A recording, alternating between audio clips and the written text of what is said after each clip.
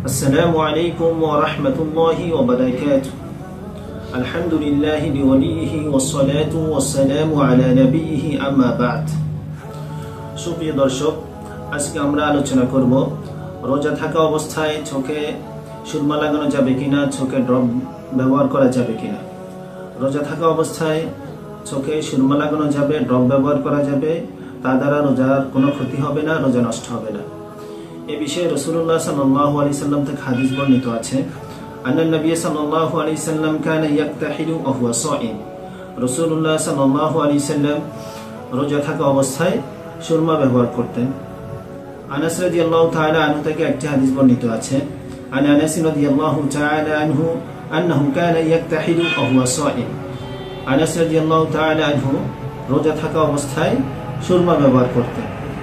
এই দুটি হাদিস থেকে প্রমাণিত হয়, কোনো ব্যক্তি যদি রোজা থাকা অবস্থায় সুরমা ব্যবহার করে অথবা চোখে ড্রপ ব্যবহার করে, তাহলে তার রোজার কোনো ক্ষতি হবে না, তার রোজা নষ্ট হবে না।